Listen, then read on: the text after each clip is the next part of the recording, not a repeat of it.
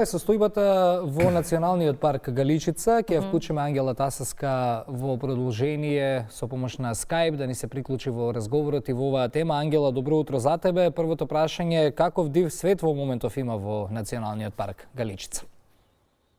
Добро утро, поздрав од убавата Галичица. Па за среќа можеме да се пофалиме дека Националниот парк Галичица нели изобилува со биолошка разновидност.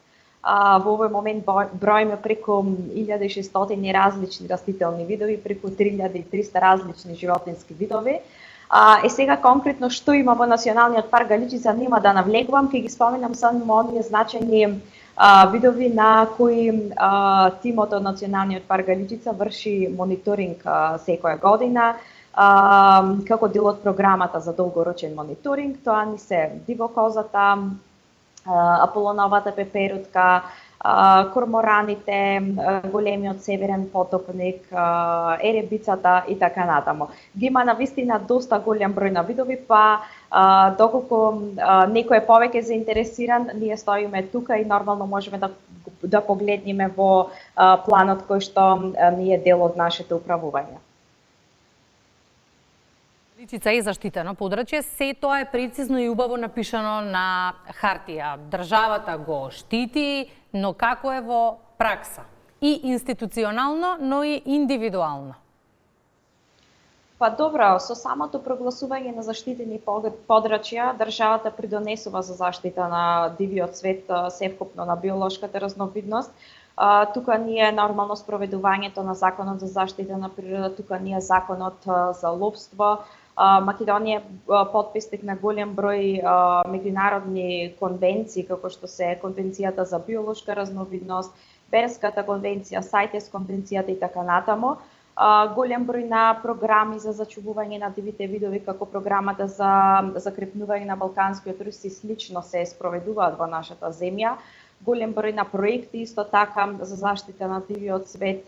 Тука ни е инспекцијскиот надзор, кој што сметам дека помасовно треба да ги спроведува активностите на терен.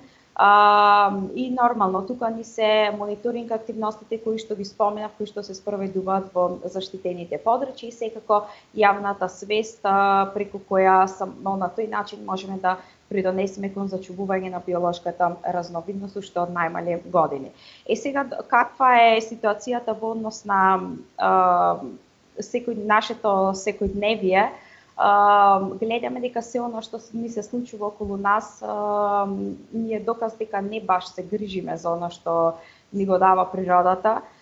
Треба уште многу да се работи. Еколошката едукација сметам дека треба да биде веќе дел од формалното образование. Гледам дека се повеќе се афирмира во неформалното образование. Само на тој начин може да се направи промена, за да немаме толку масовна урбанизација во нашето секојдневие и толку загадување. Тука ни се изградбата на хидроцентрали и така натаму, кои што придонесуваат за загрозување за жал на дивиот свет.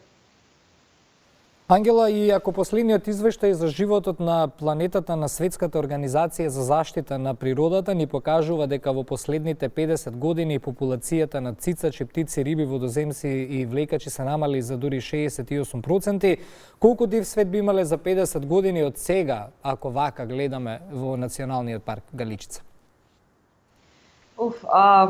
Тешки се прогнозите, искрено, за околу 50 години, доколку трендот на климатските промени, интензитетот на човековото влијание, како што е во овој момент, продолжи, би имале многу лоша сценарија.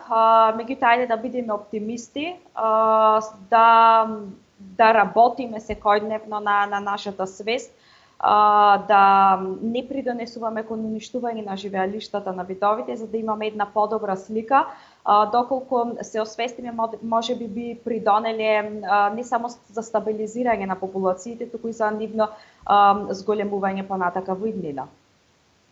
Благодариме многу. Ангела Тасовска беше тоа од Националниот парк Галичица.